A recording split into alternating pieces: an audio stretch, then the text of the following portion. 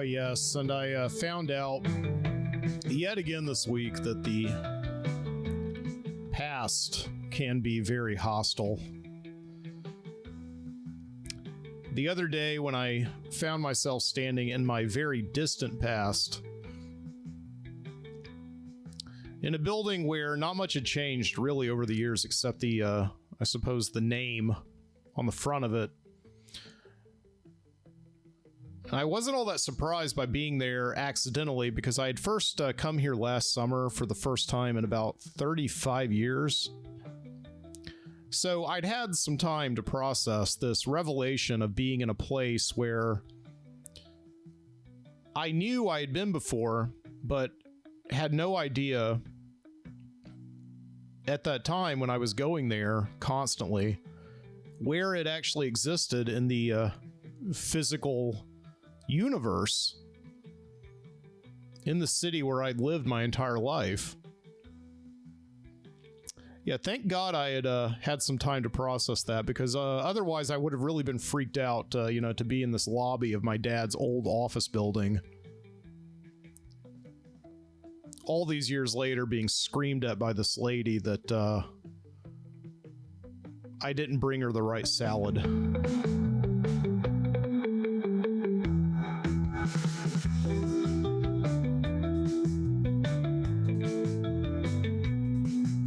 Yeah, this was on Wednesday. And it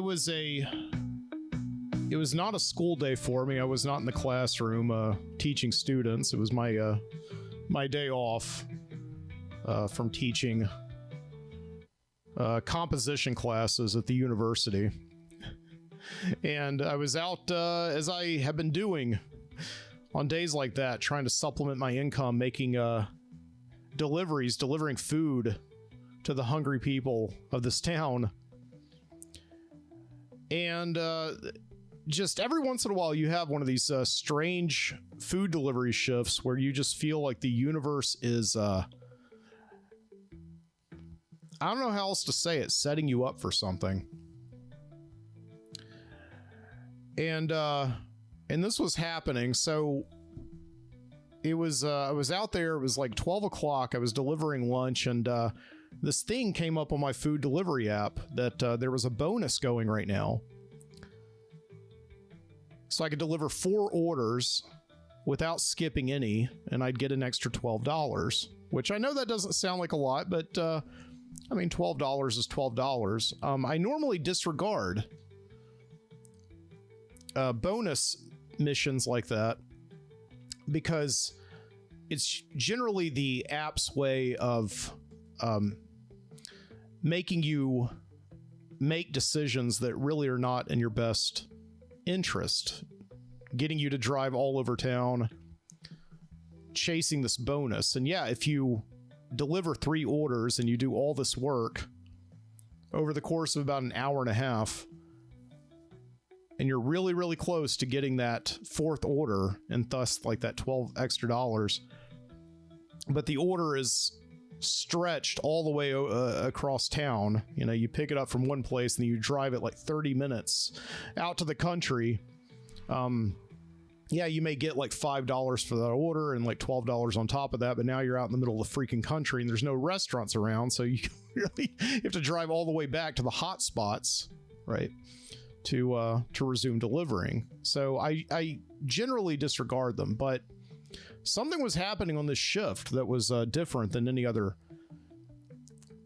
day where there was that kind of a mission, and that I was getting all these orders that were really close together. I would pick up the restaurant, and then from the food from the restaurant, and then I would just deliver it like a couple blocks away, and that would be money. So I did this 1, 2, 3 times, and it was just one of those strange things where, on top of chasing this bonus and getting all of this luck of having these orders that were all in close proximity to their restaurants,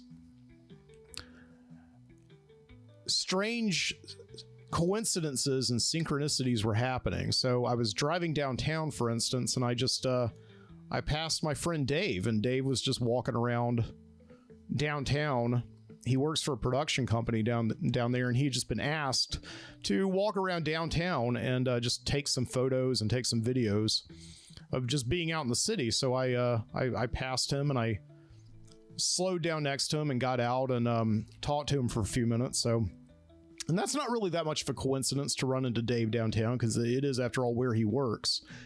And this being the middle of a work day, that would make sense. But then I got another order. I had to go to this Indian restaurant and pick it up and deliver it to a mutual friend of ours, Michelle. So I thought that was kind of weird. I saw Dave, and then I saw our friend Michelle, right? And yeah, just that was a synchronicity. I don't know how else you could call it that, or a coincidence, whatever, if you're not into the whole metaphysical thing, I guess. I don't know. But what tied it all together, what was really, really strange, is that after just before I had seen Dave downtown, I delivered an order to my dad's old building. This is the one where he worked. In until he retired about 10 years ago. And I don't go to this building that often, but it's not that much of a coincidence that I would get an order that would go to my dad's old office building, because it's a very big building. It's the biggest building in downtown. It's about 42 levels, I believe, 42 stories. And yeah, he worked here from, I would say, about 1991, right before we moved, my family moved here, to 2014 or 15 when he retired. And it was always kind of a joke, because it's a big building downtown, and it's got these like 4 big gigantic balls on top of it. So my sisters and I, we would always refer to it, of course not with my dad present, because he would get mad at us, but we would call it the building with balls, right? The building with balls. And the South's heaviest corner and all that. So my dad worked there. He retired from Regions Bank. And before that, he had worked for the company, the bank that Regions had bought up, AmSouth. So he had worked for AmSouth my entire life until it got absorbed by Regions about something like 25 years ago or whatever. So I hadn't been to my dad's old office building downtown in quite a while. But when I was a kid, and all the way up until, I was a working adult having a career as a teacher, I would go see him all the time, and we would have lunch in the food court in this, kind of like an indoor shopping mall that would connect his building with another building that AmSouth also owned, and then later Regions, called the Harbor Plaza. And yeah, there was just this really nice like interior space, this food court.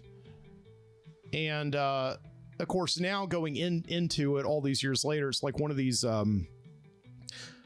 great instances of how just the internet has ruined the lunch hour, or I don't know what it's done, but it's just like, it's downtown. It's lunchtime on a Wednesday, and you walk into this place that used to be a very busy, bustling food court. The food court's closed down. There's like 2 people in this entire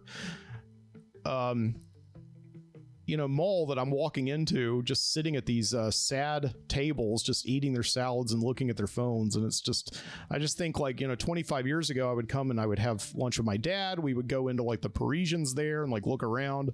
I would get my hair cut. There was like a barber shop in there. There was like a ticket master where you could buy like concert tickets, things like that. And yeah, it was just very sad walking into this building, but I was very familiar. I had a great history with this building going back over 30 years now, I suppose. And so yeah, I took this person's food up to them. They were on the 17th floor.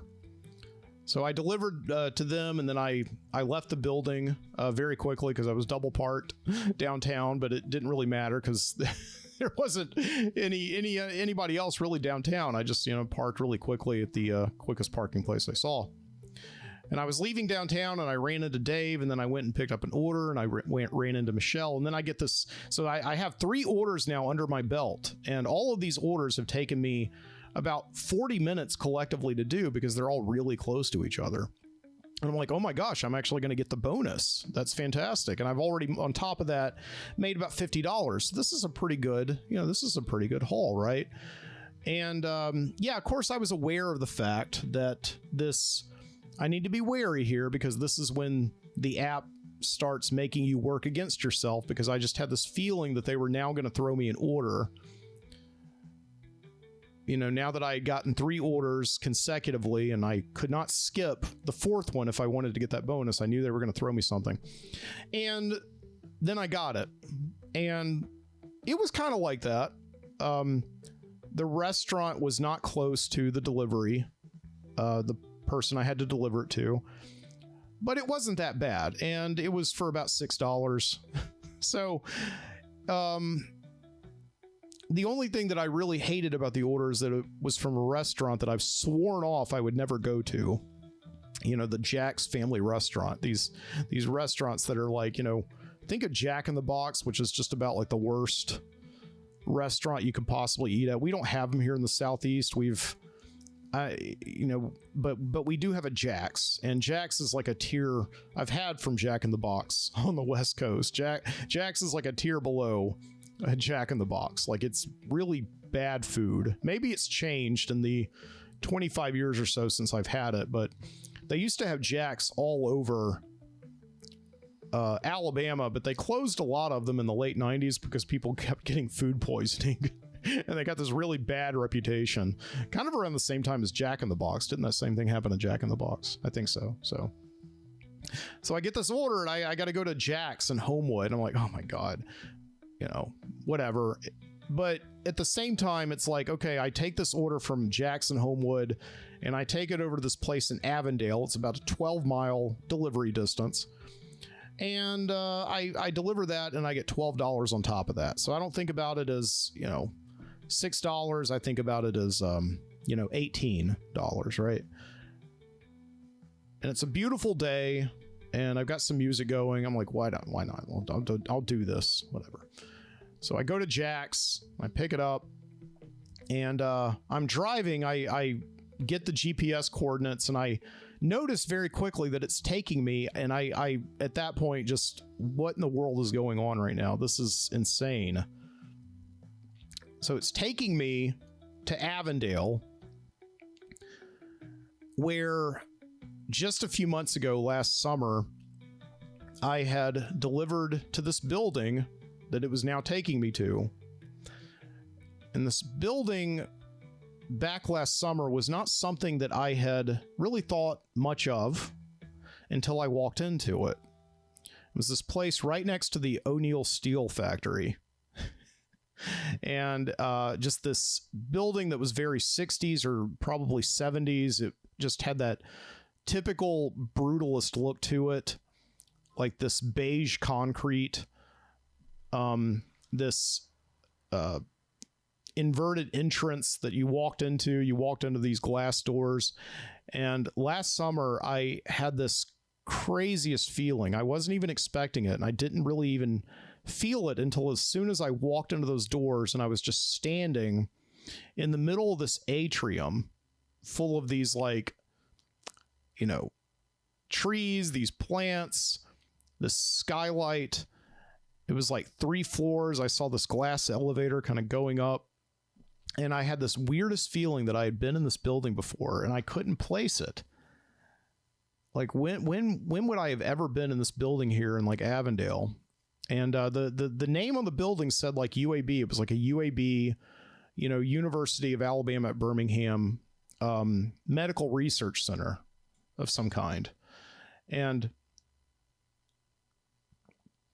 I delivered the food last summer to the person in there, and then just sat in this atrium for a few minutes trying to figure out like why I was feeling this way. And then suddenly it just overwhelmed me, and it came to me, and I got in the car and I called my dad, and I was like, where was that ops center that you worked with for AmSouth back in the 1980s? Like around 1985, 86 or so, when we were still living out in the country, you would commute here every day into the city. was it in Avondale? And he's like, yeah, it was in Avondale. And I gave him the exact address. He's like, yeah, that's it. That's the old ops center. I was like floored by that last summer, right? This was the building that I had gone to see my dad in, where I was first beginning to really form memories, right? Back in the mid 80s.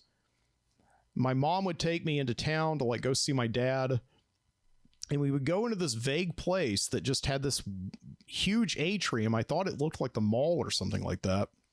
Of course, at that time, I was really just beginning to understand what a mall was. And it was just this bizarre interior space where the things that were normally outside were now inside, right? And I always had this in my mind, but never had thought to ask my dad where that particular building was, so that now that I'm an adult, I can maybe go check it out and see where it is. It just occupied this abstract, non-physical location in my mind that as an adult, sometimes you just don't think about that. You don't think about these places that like you first came into your memory just as you were forming memories still exist somewhere in the world. You just don't think about going to really visit them or see them, or maybe you really know them. Like, you know, the first time you go to Disney World, right? The first time I went to Disney World was when I was 6 years old, right? And then when I went several years later and I was like a little bit more conscious of what was going on, you know, suddenly you start to like look at things like, oh my gosh, I recognize that thing, right?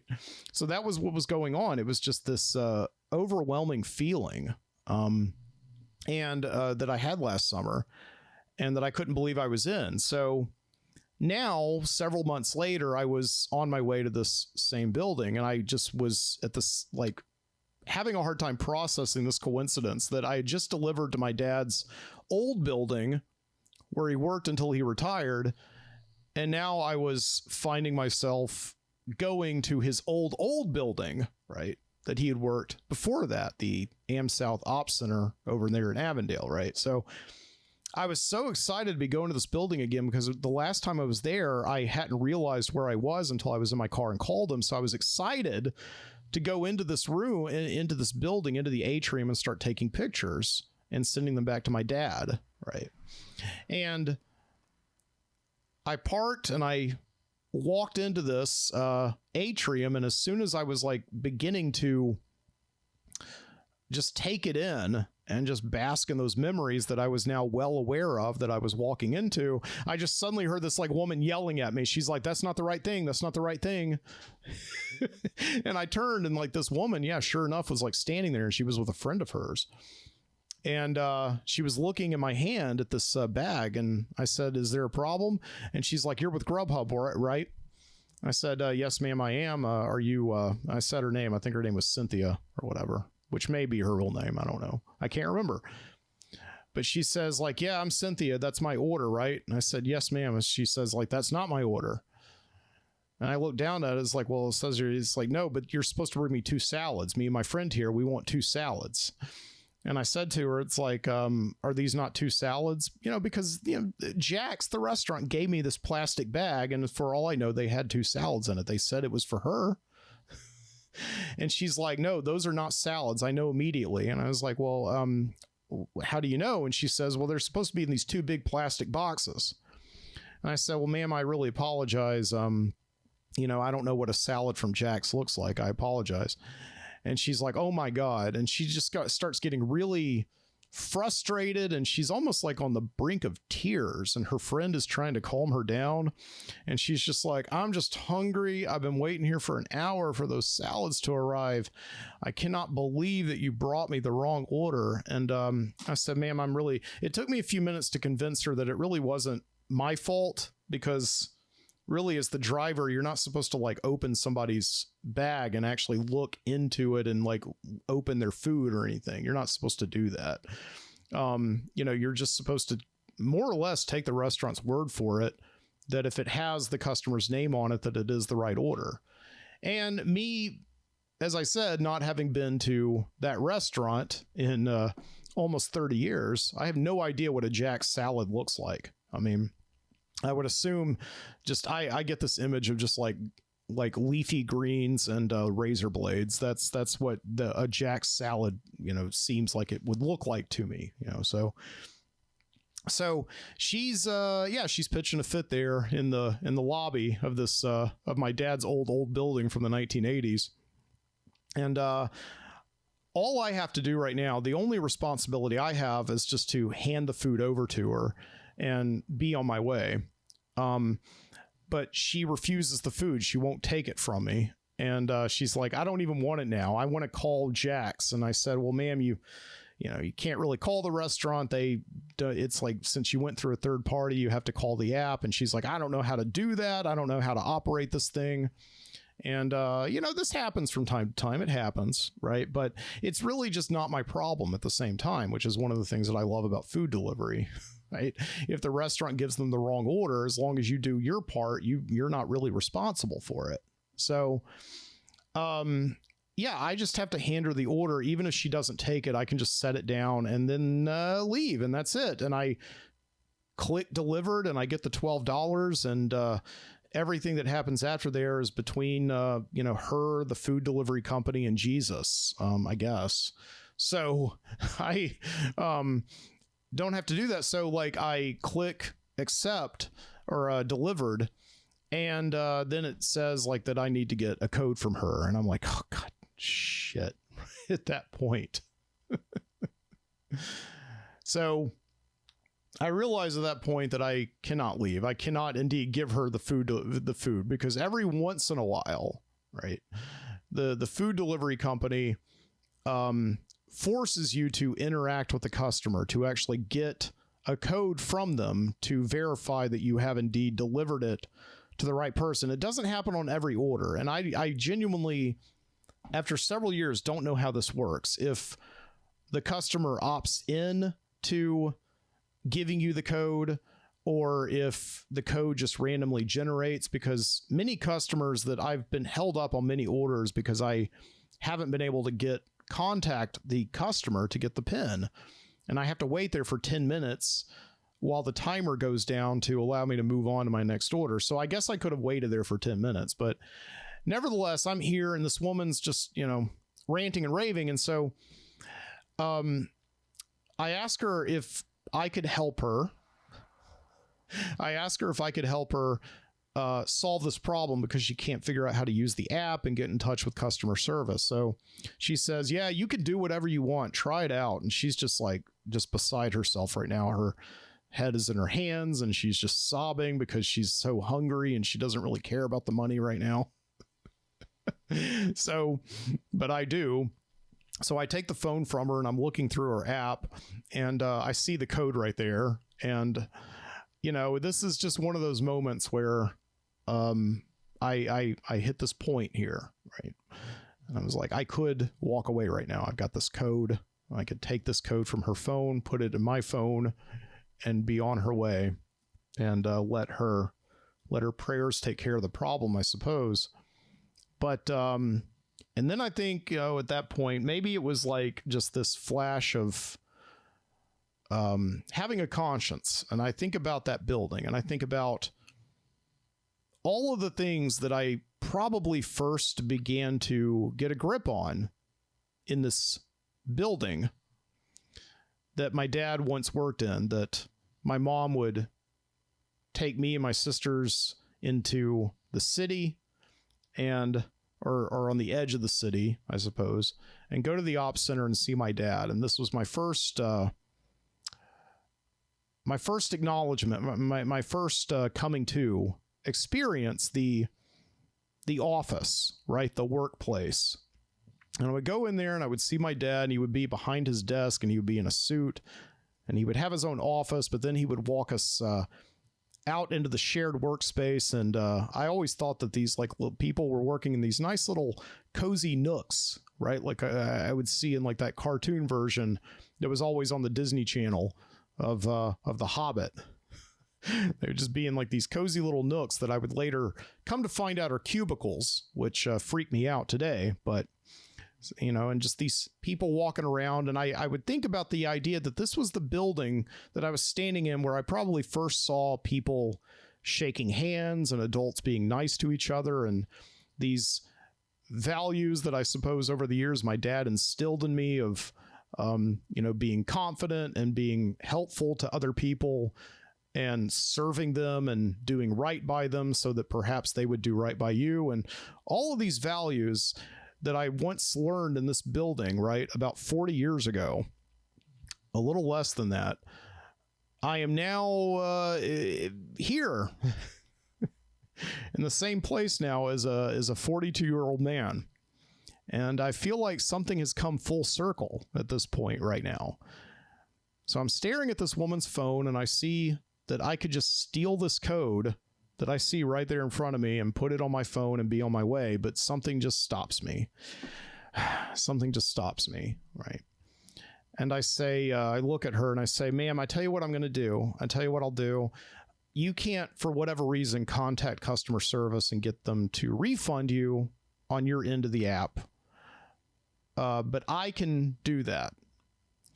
And so what I do is I get my phone out and I do not mark the order as delivered.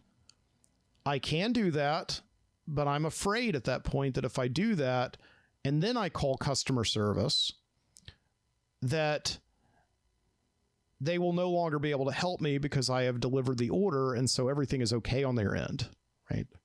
So rather than, at that point, I know that if I don't do this, then I will most likely run the gamut. I will run the risk of not getting the money for this delivery because they will mark it as canceled and also therefore voiding my bonus. Right? And so against everything, thinking about everything, all the common courtesies that I've learned from this building, from my youth, I now make the decision to void everything, just run that risk and call customer service without marking the order delivered. So I call customer service and they cancel the order, but then they have to call the lady. So I say to her, like, they hang up. I hang up with them and I say, well, now they're going to call you just to verify that you indeed need to cancel the order. And so I hang up with them and then she gets a call on her phone and she's just like, hello. And she's like kind of barely beginning to compose herself. And she tells them everything that she just told me, how she's pitches a fit about not being able to get the right salad, about how she just spent $22 on this order and she had to wait for an hour for it to get to her. And then it was the wrong order. And then you just heard this woman who's probably in India calm her down. She says, yes, ma'am. I apologize. What we will do is we will refund your money and we will also give you an extra $15 off of your next order. And I'm hearing all this. And at the same time, what's happening to me is I get a bing on my phone and I look down and it's the app. And the food delivery says, like, your order for Cynthia has now been canceled. Right.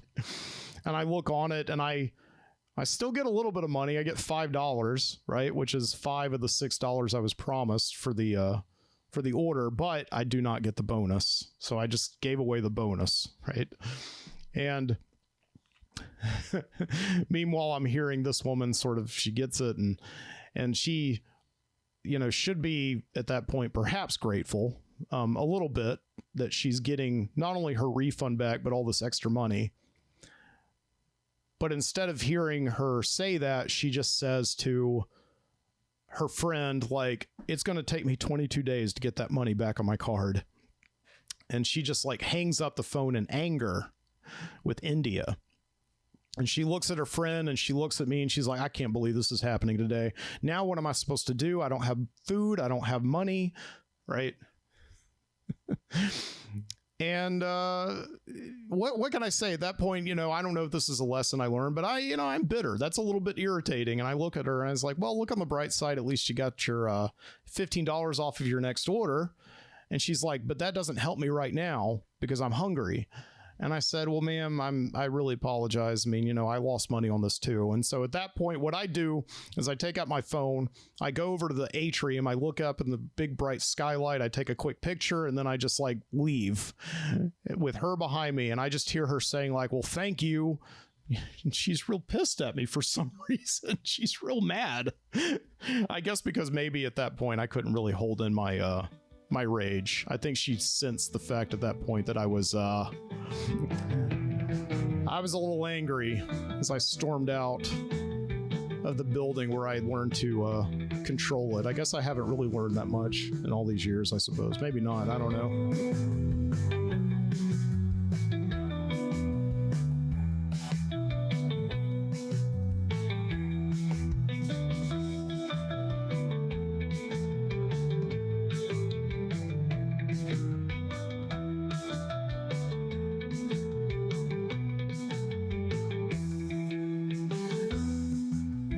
Yeah, from Birmingham, Alabama. This is the Midnight Citizen Show. Welcome in. As always, my opening bit there went way too long. What are we, 30 minutes into the show now? Oh my God. I hope it was worth it. I don't know. It's worth it to me, I suppose. Yeah. All that, exactly, the other day. I was so excited to send my dad pictures. Being in his old building. I don't even think I've done that yet. Just this atrium. It looks exactly the same, seriously. The only thing that's changed is that the AmSouth logo is no longer on the building. But yeah, this interior world with all these trees and air-conditioned, just that very popular look from the 1980s, I suppose. Yeah, all that's to say is I got to get a new job, I think.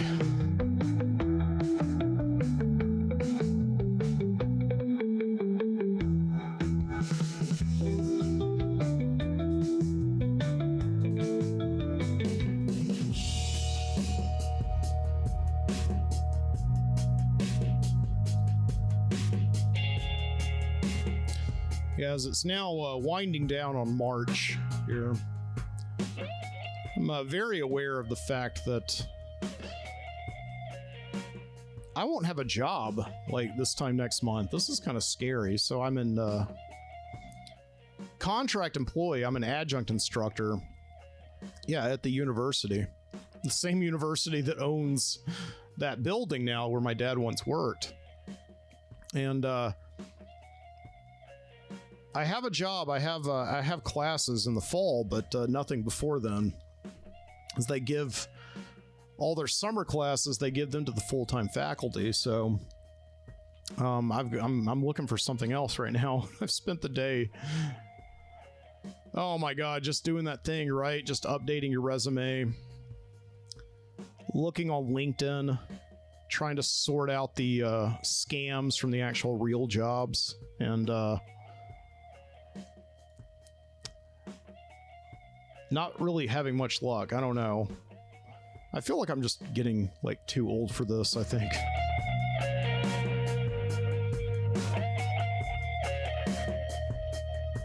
Yeah. I'm just looking at jobs right now on LinkedIn.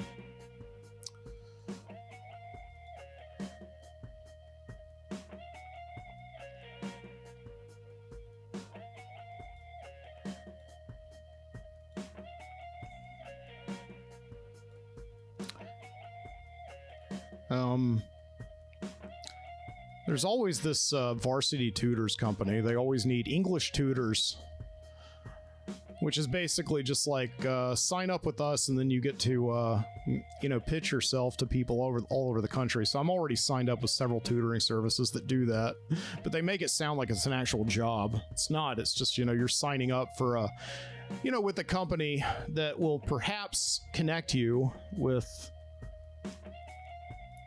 parents who need tutors for their children, and then they take about a 40% cut of your labor. So yeah, I'm not interested in that, right?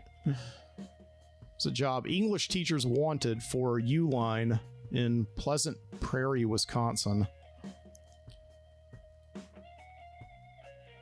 Do I want to move to Wisconsin right now? Yeah, it's an on-site job, so I'd have to move to Wisconsin. I don't know where Pleasant Prairie is, but yeah, the position responsibilities: write, edit, and publish executive summaries for company leadership, collaborate with teams to capture and communicate their stories. And I don't know why they need a teacher for this. It sounds like they just need somebody who can write, I guess maybe. But a bachelor's degree, I have a bachelor's degree. We'll do just fine. The benefits are that you get an on-site cafe and a first-class fitness center, over 4 miles of beautifully maintained walking trails. This is a family-owned company, North America's leading distributor of shipping, industrial, and packaging materials, with over 9,000 employees, over 13 locations. Yeah, this is the make or break. This is what breaks the deal. Uline is a drug-free workplace. Oh my gosh, no. No. If I'm going to work someplace, I need to be able to bring my drugs. Right? That's very important. Hiring immediately, entry-level English teacher in Chicago.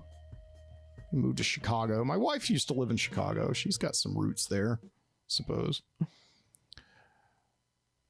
Do you want to teach English abroad and explore Asia while developing? Wait, I thought this was like in Chicago. EF English First offers an exciting chance to start your career as an English teacher with numerous paths for growth and advancement. See, this is the thing I was going to do when I was in school years ago getting my MED, my master's in education. Is that I was planning on, once I graduated, actually teaching abroad, like going to Japan or China, something like that. That's really why I actually went into school in the first place, because I wanted to do something like that. And then I met my wife. The plans kind of changed from there.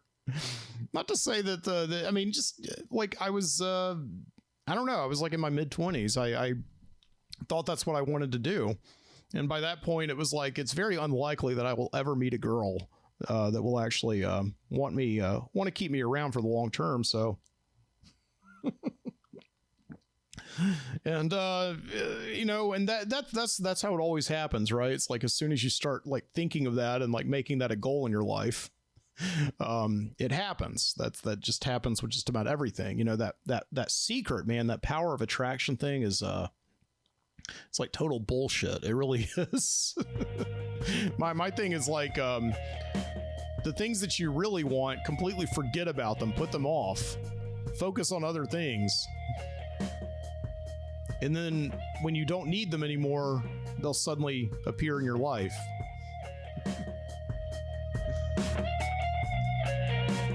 Shouldn't say like not need, when you are no longer really thinking about them as much, I suppose, right? Here's a promising sounding job, the online adjunct instructor pool. Missouri, the United States.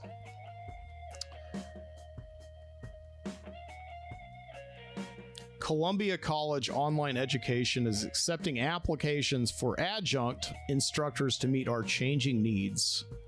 Qualified applicants will be contacted if an opening in their respective fields becomes available. So basically just like give us an application, we'll call you if we need you. I mean, that's very standard these days. Minimum qualifications to teach undergraduate courses include a master's degree in the related field. Yeah. So I think there's some stuff on here. I don't know, man. It's like I've been on LinkedIn for years. I still don't understand how it works. Right. It stresses me out to be on here. And, the easy part is really making out your resume. But then when you get on LinkedIn and you find out that there's all these jobs and they have all these like special qualifications that you may have or you may not have, but you end up like tweaking your resume to fit every single individual job. You don't just have like a standard resume, and it becomes just this thing where you're like second doubting yourself. Like I feel like at this point, I've been working in education for like a number of years. For over a decade now, I've been doing this in various capacities. And I feel like pretty good about myself right now. in terms of like a professional. Like I have a lot of experience under my belt, and in addition to teaching and classroom instruction, I also have like a lot of experience that I've gotten, you know, working for nonprofits, right? Just grant writing and program development, and I feel pretty confident in myself right now. But you get onto LinkedIn and like Indeed and everything, and you just feel like you know, you've just been born or something. Like, what is all this? And of course, the way that jobs change, like the thing is, you find out like companies out there really don't know what they're doing. Like what they're doing is especially if you're trying to work in the private sector, you know, they're so obsessed with whatever the latest buzzword is. Like for so long, everybody was asking for like VR experience or like, you know, something in the VR space, and now everything is in the AI space, and it's just like they're asking this like huge pool of candidates to essentially just like you know, pivot with them, and it becomes very frustrating. And really, the only thing to do is just to I don't want to say lie, but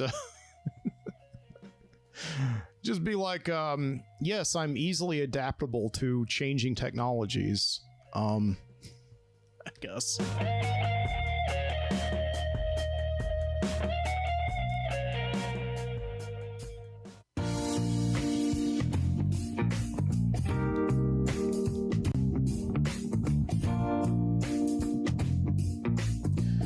Yeah, so I hope you're all doing well this week.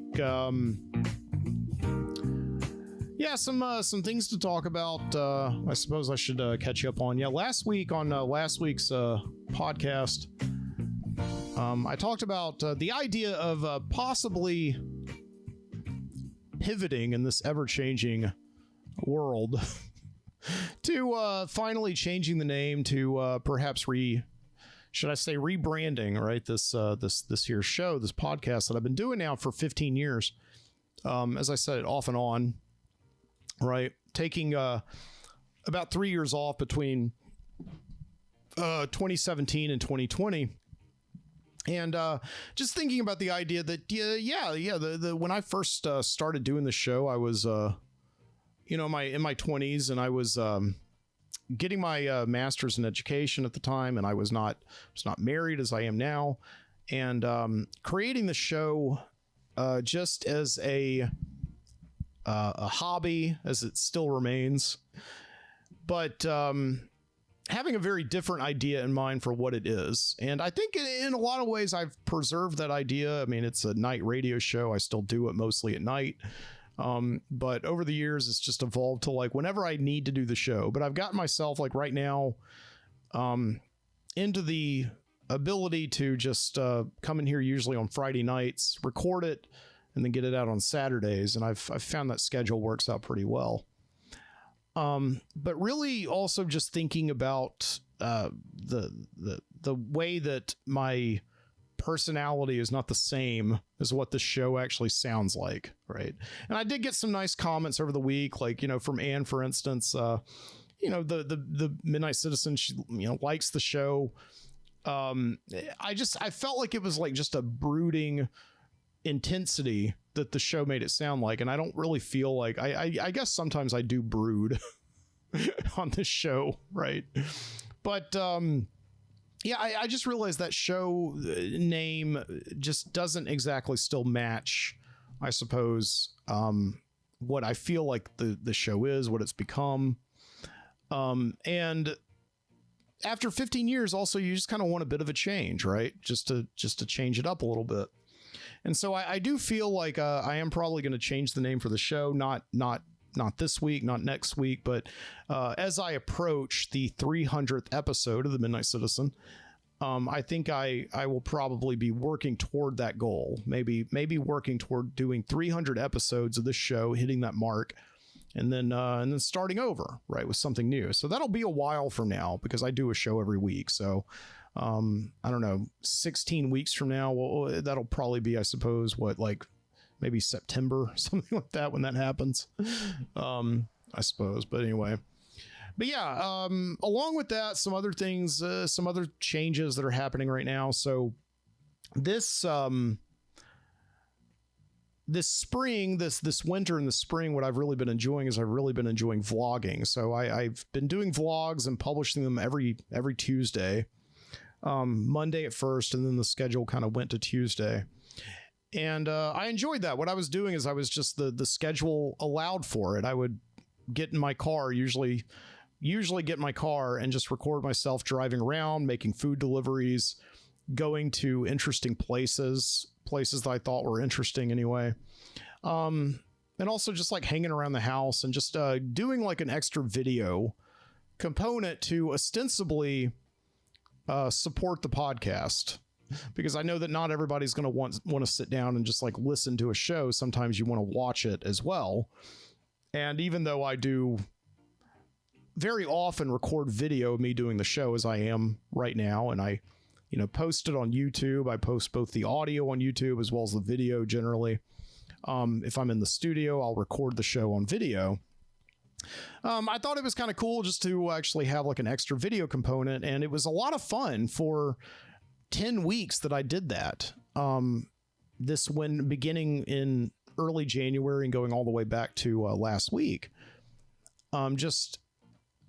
It really did feel like making a movie like every week and going out and filming something and finding some kind of interesting narratives and themes to tie them all together, and then coming into the office here and then like just editing all that video together. And I really enjoyed doing that.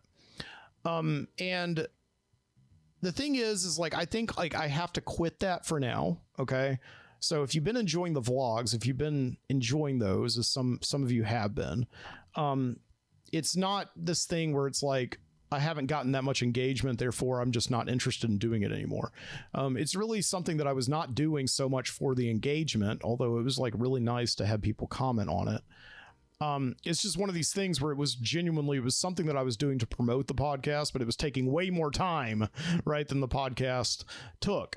So, I could make that work for a while, but it got to this point where like last weekend and now coming up now where, I need to find a new job and actually, my schedule is going to be, any free time I have, my schedule is really going to be consumed with that right now, because I'm getting to that point now where I am going to be totally jobless. Like my side hustles will become my hustles, right? Except for like some summer camps that I'm lined up to teach in the summer, as I always am. So, yeah, it's going to be, that's what I need to put my focus into right now. It's just, as much as I enjoy doing the vlogs, I do have to quit them for now, until I can get back on a schedule that allows me to do it. But yeah, the good news is though, I am still for now, like I mean, for a long time to come, I think, right? Even though I know I often jinx myself by saying that, I am going to continue to do podcasts, right? And release them every Saturday night. And I've got some plans coming up. I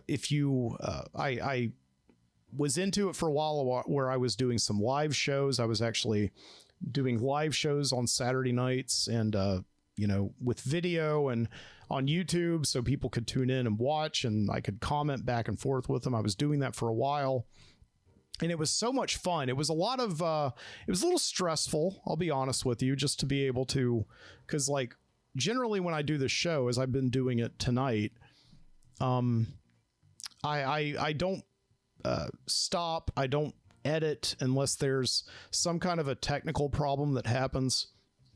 I do the show totally live. I press record and then I talk and then I'm done. And then on Saturday morning, I may compress the audio a little bit, but basically you're hearing everything in real time, right? Just like a big monologue from beginning to end, right? From soup to nuts. And for a while I was like inviting people into the studio here to see me do that. Even though it was a little bit of pressure because it did feel like at that point I was on stage for people. Right. But, and yeah, if like something would go wrong, like if for whatever reason my music was over mixing and people couldn't hear my voice, it was embarrassing, but it was also one of those things that everybody was pretty generally forgiving of. And just be like, okay, I'll wait until you can get this get this right, and then I'll come back, right? So, but yeah, in the future, I think I'm going to be doing some more live shows, so stick around for that. And I'm also planning on probably doing a little bit more writing here now that the summer's coming up, and depending on how things go with the job hunt, I published an article this week on the Substack over at mikesbonfire.substack.com. I should probably change that name as well. I don't know. I might as well just rebrand all of it. Why not? Who cares? But yeah, this week I published an article over there at the Substack. I will be honest with you, I was a little bit disappointed, but I also knew that Substack is just like any other social media platform out there. You struggle to get people to pay any attention to anything that you do on there.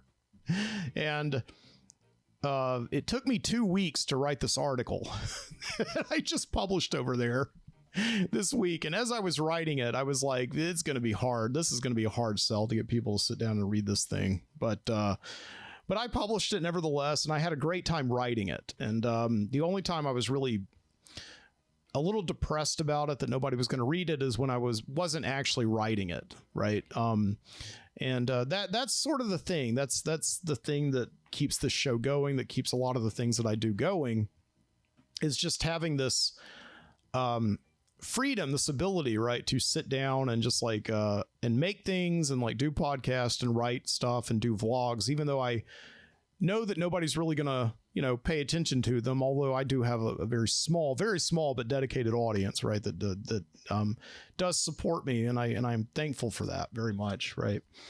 It's very difficult, right, to reach a wide audience, and but the thing is like you just have to have like almost this like monastic discipline, right? Just to sit down and know that you're doing something and you're probably kicking it off the side of the mountain ultimately, right? You're probably throwing it into the big void of the ocean, right? But still having it out there, and also keep doing something, and maybe something will stick, right?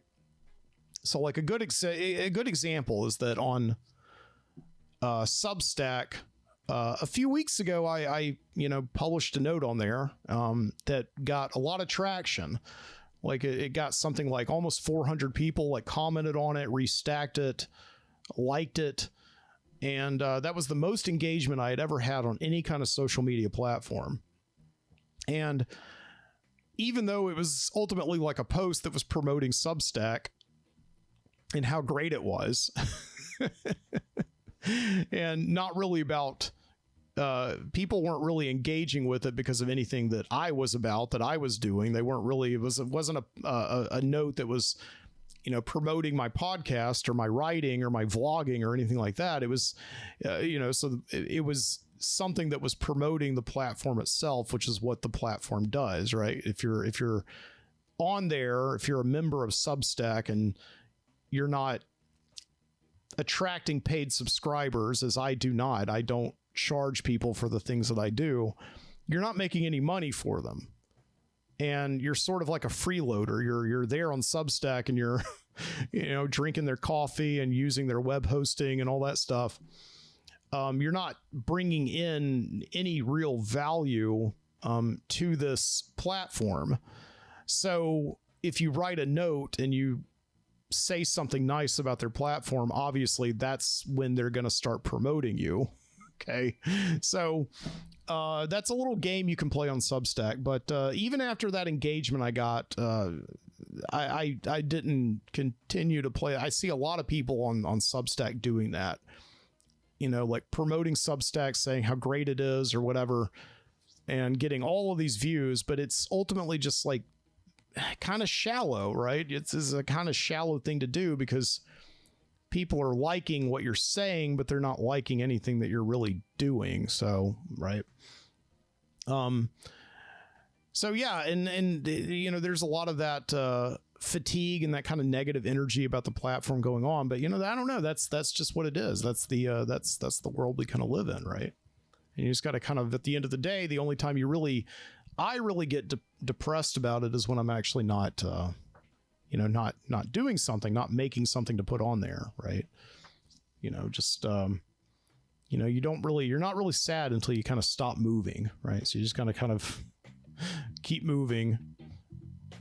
And yeah, when you stop, just learn to be happy that you did something, that you put something out there that, I don't know, maybe 200 years from now, somebody will be walking along the beach and they'll see your little bottle roll up onto it, and they'll create a whole new religion based on you. I don't know. It's like the Bill and Ted theory, right?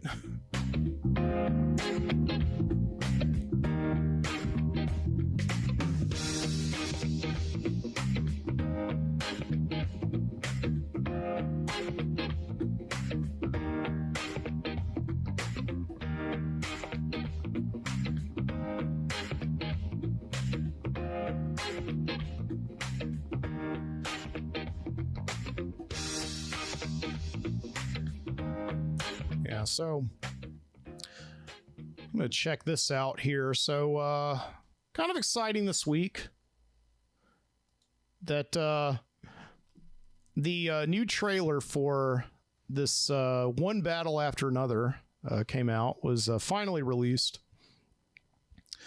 Yeah, last week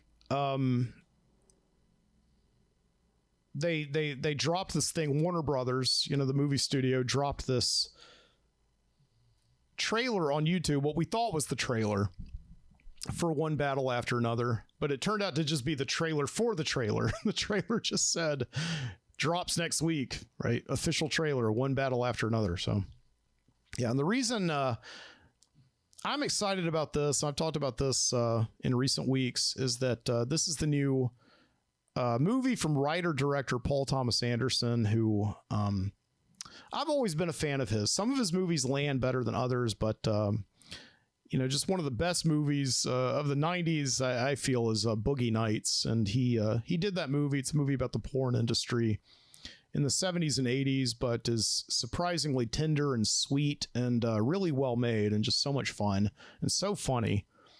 And There Will Be Blood, which is a great historical epic about oil barons, right, in the West in the 1900s. And Paul Thomas Anderson is, of course, the only filmmaker who has brought a book by the reclusive American author Thomas Pynchon, right, to the screen. So he made the movie Inherent Vice in 2014 about the sort of psychedelic detective back in the late 60s, early 70s, who's hunting down like these shadowy government organizations, and it's very paranoia and conspiracy laced, that movie.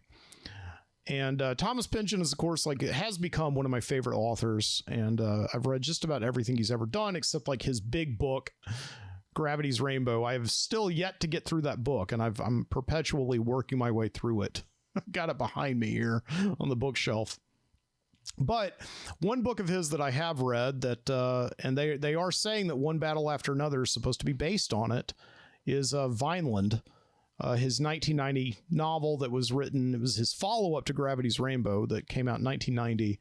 So it took him 17 years to publish this novel. And yeah, so they finally dropped the trailer for this movie next week. It's not called Vineland. It's called One Battle After Another. It's weird. It's unlike anything that Paul Thomas Anderson has ever done before. It's like a big, something like $150 million movie that Warner Brothers got made. I think that's the biggest budget he's ever worked with before. And of course, it's DiCaprio, who's a big star. It's going to be in IMAX, and it's going to come out in August. It's going to be like a big summer kind of tentpole movie. So they finally released the trailer for this week. And so I think people who've been speculating for now, and like early news reports who say that it is going to be Vineland, I think we can kind of finally begin to sort of make our assumptions about just how much like Thomas Pynchon's 1990 book it's going to be like. So I'll play the trailer. Here's the trailer for One Battle After Another here. And go back a little bit.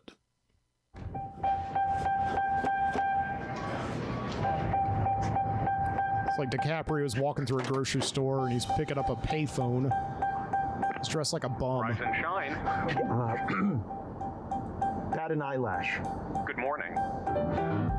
There are no hands on the clock. Why? Because they're not needed. What time is it? You know, I don't remember that part. All right, let's just not nitpick over the passwords. This is Bob Ferguson. I was a part of the French 75. You talk about like Tony Montana! Steve Lockjaw just attacked my home, and I cannot remember, for the life of my only child, the answer to your question. Maybe you should have studied the rebellion text a little harder. I need to find my daughter. Well, then call us back when you have the time. You just... Oh, man. Writer-director Paul Thomas Anderson. You know, you are so unsuitable for my daughter. My child comes from a whole line of revolutionaries. And you look so lost. What are you gonna do about this baby? You know what freedom is? What? No fear. Go. Benicio del Toro.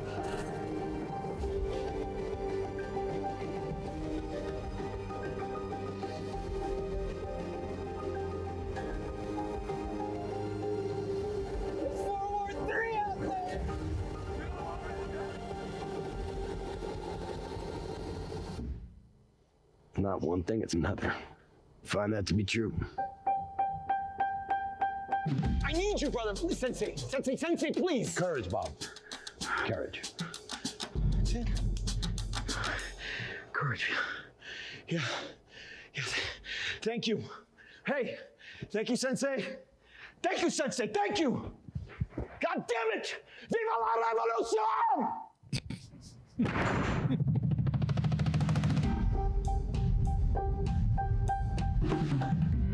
So, shot in VistaVision. Ooh. So, yeah, I like the trailer a lot. My friend was texting me with it yesterday. He saw it before me, and wasn't really all that like impressed by it. He just said like if he's a big fan of the director, and he said if this did not have Paul Thomas Anderson's name on it, I really don't know if I would care. And that's totally valid, because it this is, as I said, like really completely unlike anything that that director has ever done before, and the fact that it is a big budget movie. There's a lot of guns in it. There's big epic vistas, even though he's done that before. But it's also a modern day movie. I don't think Paul Thomas Anderson has made a movie that's set in the modern day since Punch Drunk Love, the Adam Sandler movie he made back in 2002 or so. And but I think looking through it, it's got like his a lot of signature humor there, like just with the voice on the payphone, like taunting him to give him the right password. But yeah, it's the thing about it is like this may be like a hard sell, I think, for big audiences. I really don't know if like the studio is going to recoup their money on this, because people are already not really going to movies, and maybe this movie will come out the same weekend as like Barbie 2 and it'll get that boost or whatever. I don't know, but yeah, like I think it's DiCaprio, which, you know, he's a big draw. I think he's like, along with like maybe Brad Pitt and Tom Cruise, like the last people who are really around that you go see a movie just because they're in it. It's hard to sell people on movies these days based on who is in them. Really, it's more about like, what is the franchise, what's it a sequel to, right? But people go see movies, I think, based on Leonardo DiCaprio, right? Who the first thing he was ever in was, I think, like what, Growing Pains or something, you know, from like the early 90s. But yeah, he looks like he's like a homeless man or like a bum, or I think he's in disguise or something. And it does definitely look like it has elements of Vineland, right? So it's been a while since I have you know, I've read that book. It's been probably 6 or 7 years since I've read Vineland. I'll probably read it again before the movie comes out. Maybe depends on what my job is, but it's the book, as I remember it, is like this very Thomas Pynchon material. It deals with underground organizations working against the government. The government also has underground organizations working against them. And yeah, the movie is about this. It looks like it's about this like group of modern day radicals, a la, I suppose, the Weather Underground. And reminds me in a lot of ways, there was like a Philip Roth book called American Pastoral, which is about this man who sort of goes into the Weather Underground in the 60s to hunt for his daughter who's become radicalized. And so that very much is looks like what One Battle After Another is going to be about. And that's what the book is about also, is about this character named Zoid Wheeler, who looks like that's like DiCaprio's doppelganger in this movie, right? Zoid Wheeler. But I think he said in the trailer his name is Bob Ferguson. So maybe that was like I don't know. I don't know if they've changed the names or what, but yeah, he's apparently going into the movement to find his daughter, right? And I think that's very evident of what's going on, and that's the plot of Vineland, right? Now, as I remember in Vineland, there's scenes of Godzilla running amok in Tokyo and things like that. So I don't know if that's going to be in this movie, but but it looks like it's got the same exact elements. Now, the one big difference is that Vineland, as I said, was written in 1990. The book, however, takes place in 1984, and that's one key thing I remember about the book, is that it starts off in 1984, and Zoid Wheeler, the opening scene of the book, as I recall, is this ex-hippie who's now living in Northern California, near the Muir Woods, the same exact place where they in 1984 they had just wrapped filming on Return of the Jedi a little bit earlier.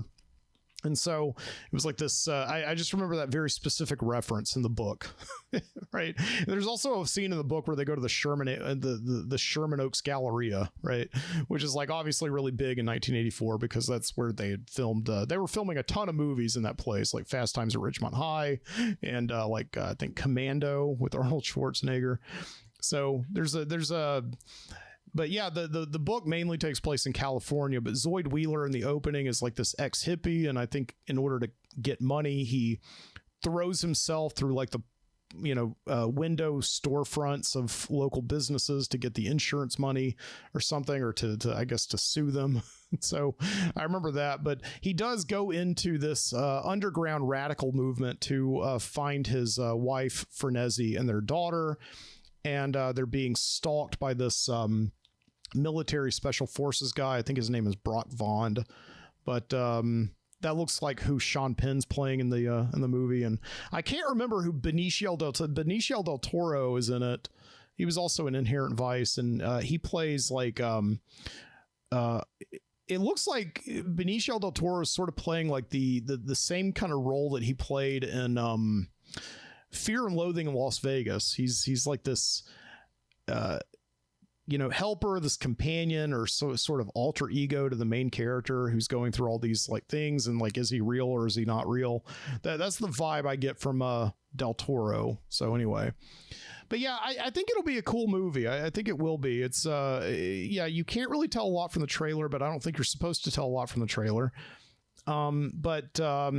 Yeah, there's people that are going along what looks like a border fence, and it looks like DiCaprio is there's a scene where he and his looks like his wife, and I don't know who this actress is, Regina Hall. I don't know what else she's been in, but yeah, it looks like they're in suits. They're walking into this building, this government building of some kind. So maybe that's a flashback or something where they're I don't know, they're going in to bomb something or whatever. But but yeah, like my friend Jason brought up an interesting point. He said, like, I don't really know if I'm going to watch a movie about radicals and really care for them, because like these homegrown terrorists, and that's totally valid. That's a very good point. But I also made the point that I think all of Thomas Pynchon's books, as well as Paul Thomas Anderson's movies, are about characters that you're not necessarily supposed to root for. That's what makes him, I think, such an interesting filmmaker, is that he takes these people that you would generally really despise in movies, who may indeed be the bad guys in standard movies, and he makes them the central characters, the people that you sort of are trying to penetrate and understand what makes them work and tick and all that. And I think like that's what makes him interesting. So there's all these he sent me a link tonight to like a report that Variety had put out, because I think Paul Thomas Anderson is being forced to test this movie with audiences, which is not something that he's done since, Boogie Nights, when he was like a young filmmaker starting out in the industry. So he became very important after Boogie Nights. So they're like, you can make whatever movie you want. They gave him Final Cut, and they're like, you don't have to test it with audiences and all that.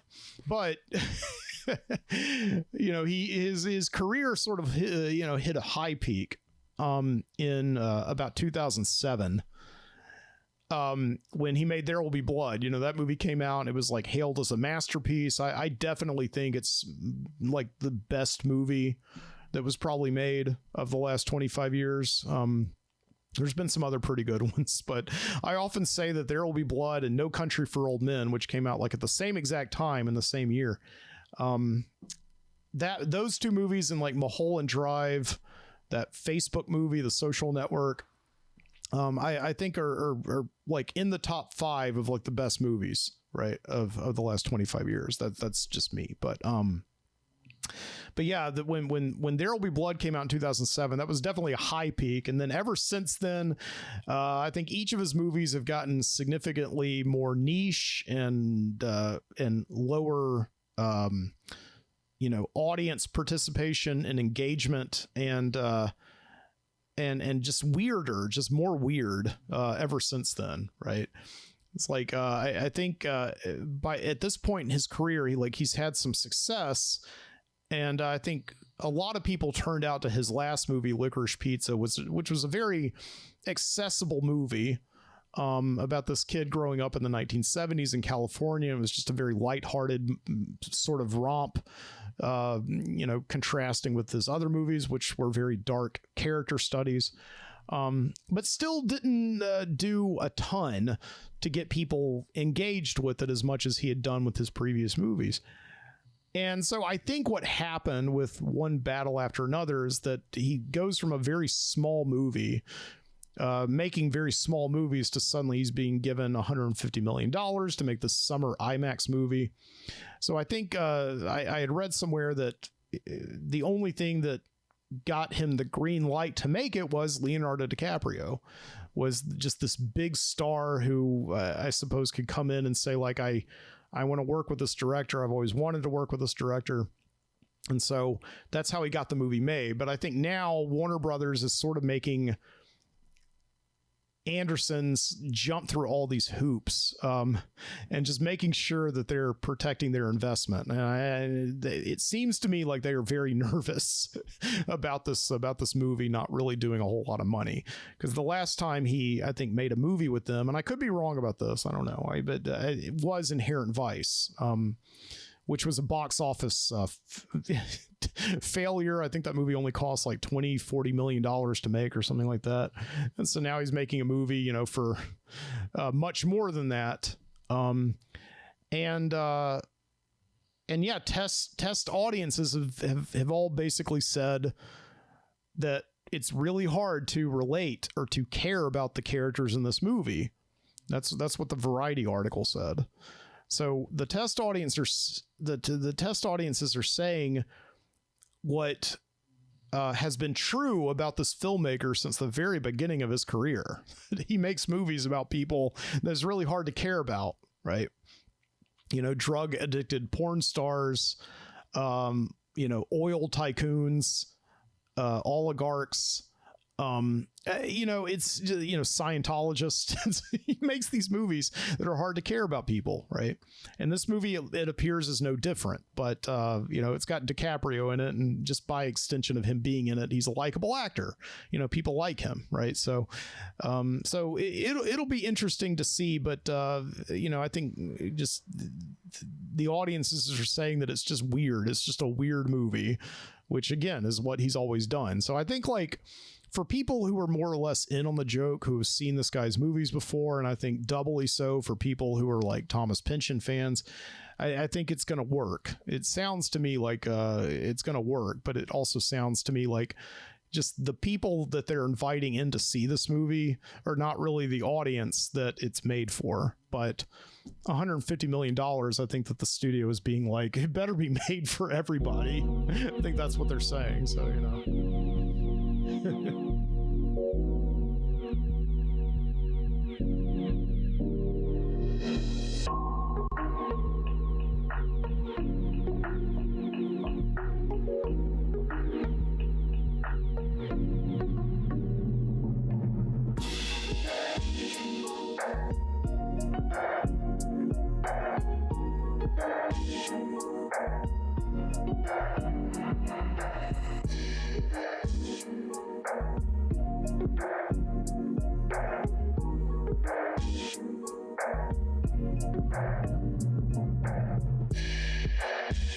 I just got a text on Signal. No, I'm just joking. I don't know. I was looking at that. I don't really know much about the stock market or anything, but every once in a while when a company's in the news for bad reasons, I do look up the stock price. I was interested in seeing what the stock of Signal was up to, this week. So let me look at it. Signal Inc. I think it's like called Signal Inc. stock. Okay. So yeah, as you know, everybody this week found out. This is why I was interested in what the stock was doing. Everybody this week found out about this very little known text messaging app called Signal, which was used by the entire Department of Defense apparently to figure out who they were going to bomb this week and what time. Who was going to bring the chips and the dip to watch it happen, I guess. It's at 47 cents, but it's up like 6.44% today. So it's like, that is wild, man. I mean, what are like text messaging apps generally valued at? Like what is like Slack, for instance, I joined this, like for work one time, I had to create a Slack account and I didn't understand it. I was like, what in the world is Slack? I still don't get it. I don't understand what Slack is, but it's an app that you can message people with. And is it still around? Does Slack still exist? Yeah, Slack is at like $45. So it's like $45 for a text messaging app is what that's trading at right now. And Signal, this app that made the news this week because I think Pete Hegseth, who's the Secretary of Defense now, I think he was an anchor on Fox News, and now he's the Secretary of Defense under Donald Trump, right? Pete Hegseth. Yeah, Secretary of Defense. Yeah, he accidentally texted a journalist, sent him an invite to the war planning committee, and they were going to like drop bombs, make an attack on Yemen, and they invited this journalist completely by accident into the group message, and yeah, they were using Signal Advance. Like this text messaging app that apparently is used mostly for sexting by teenagers. So that's what people are saying it's mainly used for. And but I'm astonished that they would the fact that like it has such a low stock price even before all this happened is like it shows you it's like nobody. I think this is like so far on the radar. This is sort of like if you ask Pete Hegseth, like what podcast are you listening to right now, and he's like, oh, I'm listening to this great show, this guy from Alabama named The Midnight Citizen. I listen to this show like all the time. It's kind of a stupid name. He probably needs to change the branding, but it's a great show. This would be like that. He's using the Midnight Citizen of text messaging apps to talk about war plans. And I don't know, maybe the thinking was the fact that it's such a little known text messaging app, they would never ever think about the idea that they could possibly be hacked or whatever. Like nobody would like hack something that was so under the radar to the point where it wasn't even on it anymore. I don't know, but yeah, it's like I can't wrap my brain around that. I don't think anybody can. I mean, obviously it was great for the news this week, great for comedians, great for people who are just really trying to make this administration, oh my God, look so stupid. I mean, it's really a very easy job to do, but I don't want to get into that. I did get into that, by the way. That's my article on Substack this week that I published. If you want to read it, definitely go and check it out. It's about the Trump administration just completely deleting the Department of Education, right? Like it's just a file on their hard drive. They're just getting rid of it without really thinking about what's in it. And just them running this entire country, managing this entire country the same exact way they used to shoot porn in the 1980s, just like with videotape, just like shoot and figure it out later. I think that's what they're doing. It's definitely what happened with the Department of Education, but I was concerned mainly about student loans. And so you can go and check that out because that's what it's all about. And it took me about 2 weeks to write or so because the news kept changing every single day. It just does. It's like when I published this article the other day, about a half a dozen things have changed that I think still make the article relevant. But some things have changed that, make some of it in there not necessarily relevant. But anyway, so yeah, I was just trying to figure out, as I think the whole world was this week, like why they would use, like, why didn't you use WhatsApp? Why didn't you use Slack? You could have just used Tinder or something. I don't know if you were going to go the sext messaging way or something, but my theory, and I don't know if anybody has come up with theories of their own as to why they would have used this particular app. But my thinking is that earlier this week, I heard this interview with this news pundit, and Don Lemon, this news pundit. I think he's on CNN or used to be, but he's gay, and he was saying that like during the Republican National Convention every year, Grindr shuts down, like it crashes at the Republican National Convention because of all these like closeted gay Republicans, like getting together in one room and having alcohol, and the hormones are flying, and so they're all hooking up with each other, and they end up crashing the app, right? And so this is what I was thinking, is that like it's just apparently there's this big problem with like closeting your homosexuality if you're and the whole Trump administration is basically one big long Republican National Convention that's going to last 4 years, right? Because obviously his whole secretary is staffed with Trump loyalists and these conservative Republicans, as well as the legislative branch and the Supreme Court. And so yeah, it's just like they didn't even have to go home this year. They just kept that convention going. So what I'm thinking basically happened is that somebody in the Pentagon working directly under Pete Hegseth, they were in a meeting and they were trying to figure out like how we can all stay in touch. And somebody there had probably just like had signal on their phone because they were using to sext a teenager, most likely. And they just said like, hey, I've got this great app. It's pretty discreet.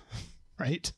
I think that's my theory for most likely what happened, is that just somebody within the Pentagon, had this app for very nefarious reasons, and just suggested it. It was like the first thing. It could have been WhatsApp or Slack or something like that, but this is just what they happen to have.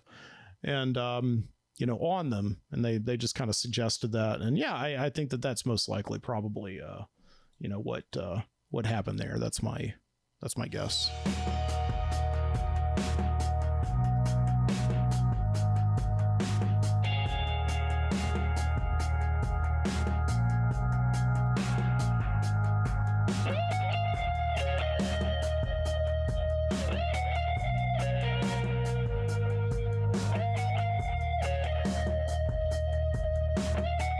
Yeah, so should I get into this? I don't know. I'm not a stock market genius. But yeah, as I was saying this week, that the company didn't do anything wrong, and everybody knows about it now because of an unfortunate incident that happened in the world this week. I think we could call that like the Zoom bump. You know, nobody really used a Zoom until the pandemic hit, and then everybody the stock price went up. So I don't know. I mean, you know, the thing is like this thing was valued at nothing on Monday, and now it's I've been tracking it all week long, and it's been going up nonstop. I mean, very slowly. Like it's at 47 cents now. Yesterday it was like at 45 cents, but right. So it's gone up a little bit, you know. But I don't know. I'm not a stock market person. I don't know. It's like maybe it should have gone up a lot more by now, but you know. So maybe I should just take that money and put it into Tesla or something. I don't know. Maybe.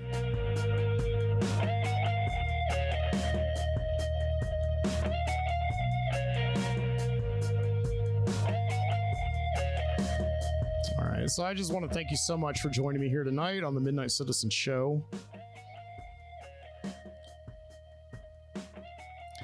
If you have any suggestions for what I should change the name of the show to, maybe I should make it like Facebook. Drop the. Just make it Midnight Citizen. I don't know. Maybe I should do that. You can check me out over at mikesbonfire.substack.com. That's where I post the podcast every week. I also post it over at youtube.com/the_Midnight Citizen Podcast. I'm also over there at the Overnightscape Underground at onsug, ONSUG.com. And yeah, check out the article that I wrote this week. Some people have, and I have a little thing up there. I've never ever done this before, but since I did work on it for 2 weeks, and I worked on it throughout the weekend and had to miss some work in order to do it, to finish it in a time that it would still be relevant. Because that's the thing about writing. That's why it's like I never like to write anything at all about the news, and I don't like to write anything about politics. I just don't want to be that guy who's just obsessed with politics. But you know, what happened with the Department of Education really got under my skin. The weird thing is, I think that like maybe we do not need a federal Department of Education. But I get into it in the article. I think it could do some good things. We just have to do it strategically and smart in a way that may take a few years to implement. And I know that that's like not really like in the style of the administration, the world that we're living in right now, but I don't know. Anyway, but yeah, go and check it out and read it. I tried to make it, at least, even though it's political and, you know, all that, it's at least, I think, a little bit fun to read. So check it out over there at the Substack. And I'll post a link to it in the show notes as well. And yeah, that's all I got. Until next week, thank you so much for joining me. Keep your eyes open.